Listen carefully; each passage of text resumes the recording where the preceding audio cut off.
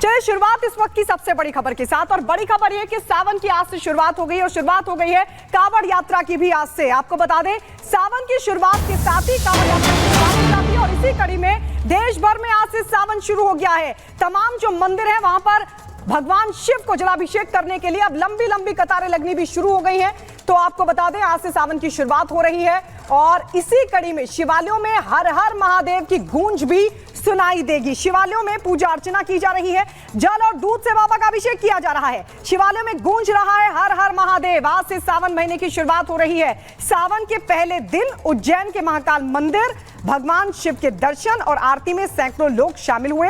सावन में ही श्रद्धालु कांवड़ यात्रा लेकर भगवान शिव का अभिषेक करते हैं।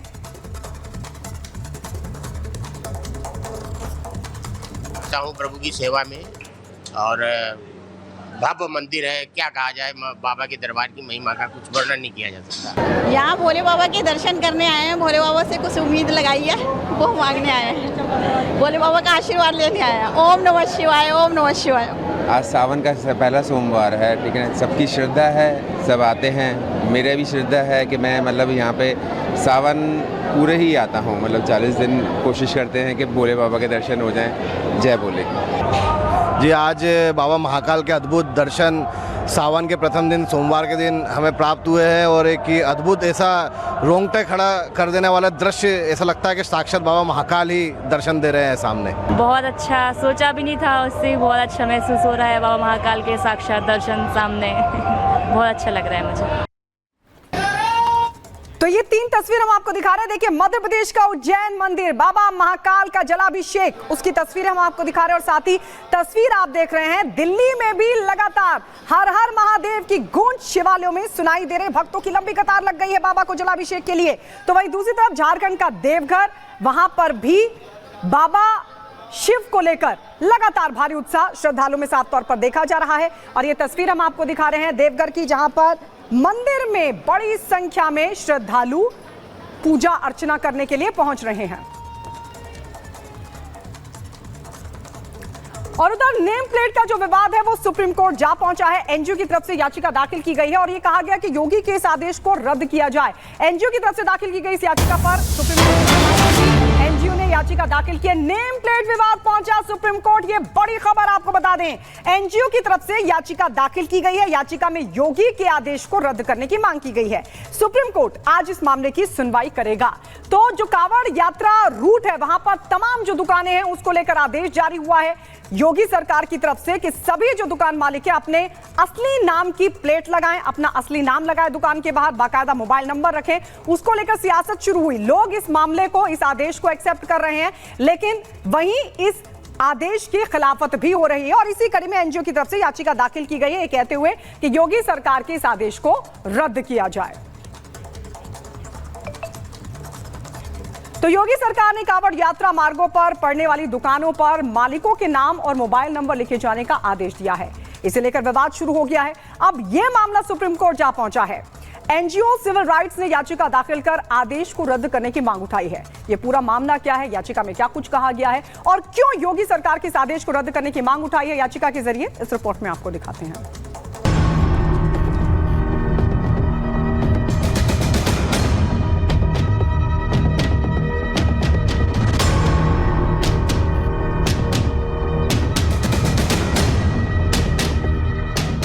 मामला चाहे कुछ भी हो, लेकिन कुछ लोग ऐसे हैं जिनकी नजर से नफरती चश्मा उतरता ही नहीं। हर मामले को धार्मिक चश्मे से देखना इनकी आदत बन गई है।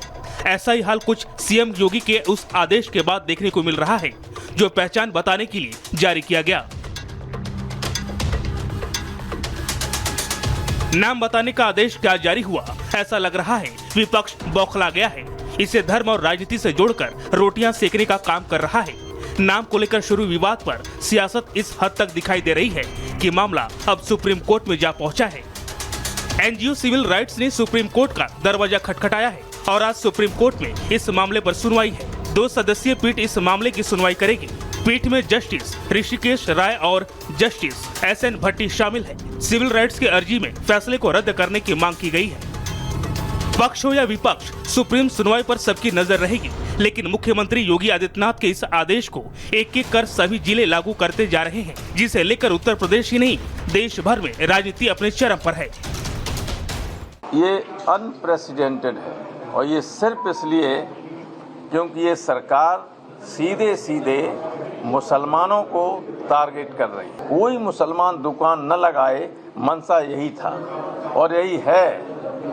तो इसलिए हम लोगों ने मांग की है सेंट्रल गवर्नमेंट से वो हस्तक्षेप करे। कोई सरकार संविधान के खिलाफ ऑर्डर पास करती है तो भारत सरकार को उसका नोट लेना चाहिए, उनके पास इख्तियार है। ये इस तरह से जो ऑर्डर निकालकर आर्टिकल 17 का वायलेशन है संविधान का, अनटचेबिलिटी को प्रमोट कर रहे हैं, राइट टू लाइफ के खिलाफ है। तो ये सिर्फ नफरत की निशानी है, मुसलमानों के खिलाफ खुली डिस्क्रिमिनेशन किए जा रहे, अपार्थाइड है ये। तो आपने आदेश जारी कर दिया, नेम प्लेट लगाना होगा, तो मुसलमानों के खिलाफ जो दुर्भावना है वो भी है, इसके साथ साथ दलितों, पिछड़ों, आदिवासियों, इन सब की भी जो दुकानें हैं वहां से भी उनका भी धंधा बंद करने की कोशिश है। कोई वाल्मीकि ढाबा लिख लेगा, कोई जाटो ढाबा लिख लेगा, उसके यहाँ से कोई खरीदारी नहीं करेंगे, क्योंकि ये तो भेदभाव को मानने वाले लोग हैं। विपक्षियों की सियासत के बीच एक सवाल बार बार पूछा जा रहा है कि इसमें परेशानी क्या है। नाम ही तो पूछा जा रहा है, जिससे ये सुनिश्चित किया जा सके कि वो दुकान किसकी है, ताकि उस रूट पर कांवड़ियों की पवित्रता भंग न हो, किसी से उनकी धार्मिक भावना को चोट ना पहुंचे। जब रामदेव को अपनी पहचान बताने में कोई दिक्कत नहीं है तो रहमान को क्यों दिक्कत होनी चाहिए? तो अपने नाम पर तो सबको गौरव होता है, तो नाम छिपाने की कोई जरूरत नहीं है। अपने कार्य को शुद्धता और प्रामाणिकता से करने की आवश्यकता है। ये नियम बहुत जरूरी है। कांवड़िया जो लोग हैं उनके व्रत का, उनके नियम का पालन रहे, उनके आहार का शुद्धिकरण। वेद कहते हैं आहार शुद्ध हो, आहार शुद्ध होगा तो पूजा लगेगी। इसके लिए बहुत ज्यादा जरूरी है। और जो लोग इस पर राजनीति कर रहे हैं उनसे हमारा आग्रह है, आप भारत में राजनीति कर रहे हैं, आप हिंदुओं के खिलाफ मत बोलिए। हम पर अपनी दुकान के बाहर नेम प्लेट जरूर लगाएं, ताकि ये पता लगे कि राम वाले कौन है और रहमान वाले कौन है। हमें ना राम से दिक्कत है ना रहमान से दिक्कत है, हमें कानूनियों से दिक्कत है। इसलिए नाम बताने में कोई दिक्कत नहीं है। आप जो हो वो अपनी नेम प्लेट पर बाहर टांग दो, ताकि आने वाले श्रद्धालुओं का धर्म भ्रष्ट ना हो। यूपी सरकार के इस फैसले पर विपक्ष जमकर सियासत कर रहा है और मामला सुप्रीम कोर्ट में जा पहुंचा है, जबकि यह कोई पहली बार नहीं जब योगी सरकार ने कांवड़ियों की सुरक्षा के लिए कोई कदम उठाया हो। लेकिन इस बार उपचुनाव को देखते हुए विपक्ष इसे हिंदू मुसलमान में बांटने की कोशिश कर रहा है। यूपी में माहौल को बिगाड़ने पर तुला है। Bureau report, Republic Bharat. तो आपको बता दें, योगी सरकार का नेम प्लेट वाला जो आदेश है इसे उपचुनावों से जोड़कर देखा जा रहा है, क्योंकि उपचुनाव का भी काउंटडाउन शुरू हो रहा है और ऐसे में ये जो फैसला है वो योगी सरकार का मास्टर स्ट्रोक माना जा रहा है। हालांकि विरोधी बहुत नाराज हैं, क्योंकि बीजेपी की ये हिंदुत्व वाली लाइन को भी सूट करता है और ऐसे में एक्सपर्ट्स ये मान रहे हैं कि ये फैसला गेम चेंजर साबित हो सकता है।